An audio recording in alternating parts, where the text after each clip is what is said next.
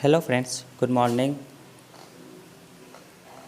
Sunny Chandra classes में आपका स्वागत है। हम कुछ करंट अफेयर्स लेकर आए आप लोग के लिए। जो भी देश और दुनिया में जो घटना घटती है उसके बारे में जानकारी रखना बहुत ज़रूरी है। खास करके यह सब question SSC, railway, group D, UPSC, BPSC में पूछे जाते हैं। प्लीज़ इसे पूरा देखें और अच्छा लगे तो लाइक एंड शेयर, सब्सक्राइब करें। Thank you. देखते हैं इसमें से कौन कौन से क्वेश्चन पूछे जाते हैं।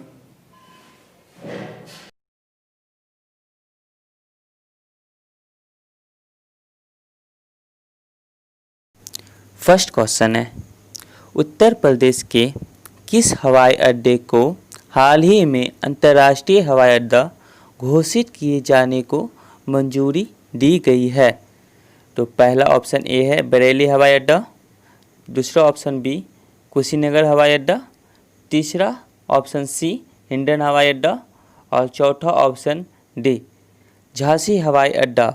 इसमें से सही आंसर कौन है देखते हैं। 3, 2, 1 answer Kushinagar international airport, Kushinagar हवाई अड्डा आंसर भी सही है। अब हम इसके विश्लेषण की ओर चलते हैं। केंद्रीय मंत्रिमंडल ने उत्तर प्रदेश के कुशीनगर हवाई अड्डे को अंतर्राष्ट्रीय हवाई अड्डे के रूप में घोषित किए जाने की मंजूरी दे दी है। मतलब कि केंद्र सरकार ने उत्तर प्रदेश को यह मंजूरी दे दी है कि कुशीनगर एक इंटरनेशनल हवाई अड्डा होगा। फिर दूसरा है कुशीनगर हवाई अड्डे कई बौद्ध सांस्कृतिक स्थलों जैसे श्रावस्ती, कपिलवस्तु और लुम्बिनी के नज़दीक स्थित है।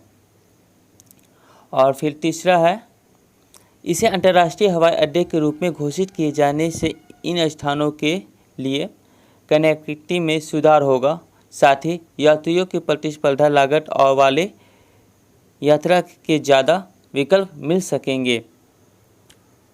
फिर चौथा है इसके परिणाम स्वरूप घरेलू एवं अंतर्राष्ट्रीय पर्यटन को बढ़ावा मिलेगा, इन क्षेत्रों का आर्थिक विकास होगा।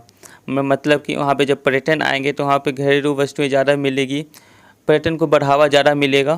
फिर पांचवा टॉपिक है कुशीनगर उत्तर प्रदेश के उत्तर पूर्वी भाग में स्थित है और यहाँ महत्वपूर्ण बौद्ध तीर्थ स्थलों में से एक है।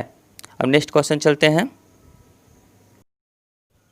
दूसरा क्वेश्चन है नीति आयोग ने हाल ही में एक व्यवहार परिवर्तन अभियान navigating the new normal launch किया है।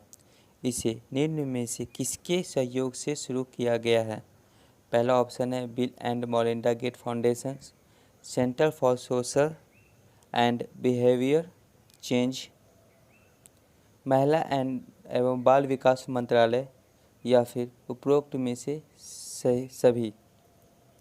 तो इसका सही आंसर है, सोचिए क्या हो सकता है। 3, 2, 1 गो। इसका सही आंसर है उपरोक्त में सभी। इसका सभी आंसर सही है। अब इसके विश्लेषण की ओर चलते हैं। नीति आयोग ने कोविड-19 के प्रसारण को नियंत्रित करने और तय किए गए मानदंडों का पालन करने में लोगों की मदद करने के लिए एक व्यवहार परिवर्तन अभियान नेविगेटिंग द न्यू नॉर्मल और इसकी वेबसाइट लॉन्च की है। यह अभियान कोविड सेफ बिहेवियर फोकस करता है, जिसके अंतर्गत मुख्यतः मास्क पहनना, हाथों को समय समय पर धोना शामिल है।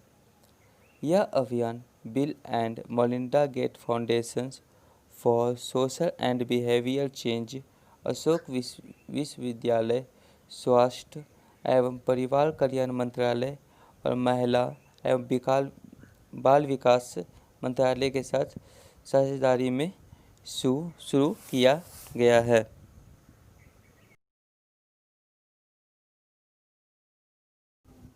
नया क्वेश्चन की ओर चलते हैं। क्वेश्चन है सुपर कंप्यूटर बेंच मार्किंग सूचकांक के टॉप 500 सूची में किस देश का सुपर कंप्यूटर पहले स्थान पर है?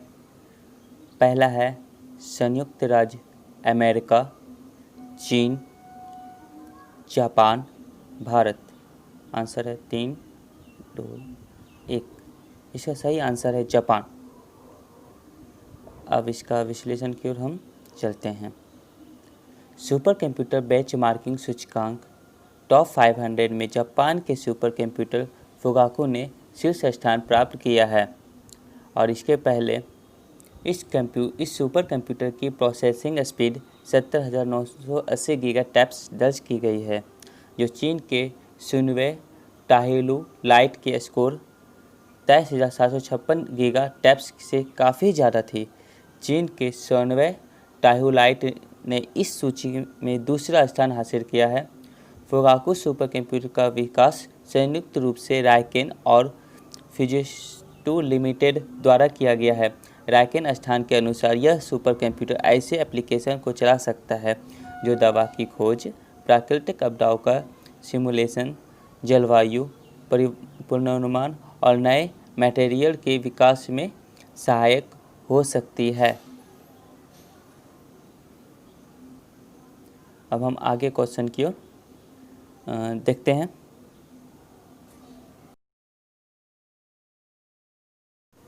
नेक्स्ट क्वेश्चन है, केंद्रीय स्वास्थ्य एवं परिवार कल्याण मंत्री ने ई ब्लड सर्विस नामक एक मोबाइल ऐप लॉन्च किया है। इसका विकास निम्न में से किसके द्वारा किया गया है? पहला ऑप्शन ए है centre for development of advance computing CDAC, दूसरा ऑप्शन बी CSIR, तीसरा option C IIT Delhi, D option D है DRDO। इसमें से सही आंसर कौन है? सोचिए। 3, 2, 1 आंसर। इसका आंसर है A, centre for development of advance community, मतलब CDS। इसका शॉर्टकट में आप बोल सकते हैं CDS इसका सही आंसर है। और इसका विश्लेषण की ओर हम चलते हैं। नेक्स्ट विश्लेषण है, केंद्रीय स्वास्थ्य एवं परिवार कल्याण मंत्री डॉक्टर हर्षवर्धन ने ई ब्लड सर्विस नामक एक मोबाइल ऐप लॉन्च किया है। दूसरा है, यह ऐप कोविड-19 महामारी के दौरान लोगों की सुरक्षित रक्त तक आसान पहुंच को सुनिश्चित करेगा। तीसरा पॉइंट है, इस ऐप का विकास डिजिटल इंडिया स्कीम के तहत centre for development of advance community CDAC की ई रक्त कोष टीम के द्वारा किया गया है। यह ऐप भारतीय रेड क्रॉस सोसाइटी रक्त सेवाओं की प्रतिष्ठा लाएगा और इन सेवाओं को सिंगल विंडो एक्सेस की सुविधा प्रदान करेगा। अंतर्राष्ट्रीय मादक पदार्थ सेवन और तस्करी निरोध दिवस कब मनाया जाता है? ऑप्शन ए है 25 जून, ऑप्शन बी है 26 जून, ऑप्शन सी है 28 जुलाई और ऑप्शन डी है 29 जुलाई। इसका सही आंसर क्या हो सकता है, देखते हैं। इसका सही आंसर है 26 जून, मतलब बी।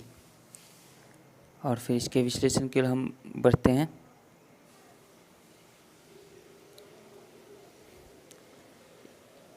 अंतर्राष्ट्रीय मादक पदार्थ सेवन की तस्करी निरोध दिवस हर साल 26 जून को मनाया जाता है। इस साल के लिए इस दिवस की theme better knowledge for better care रखी गई है। यह दिवस नशीली दवाओं को दुरुपयोग के उन्मूलन की दिशा में जागरूकता बढ़ाने के लिए मनाया जाता है।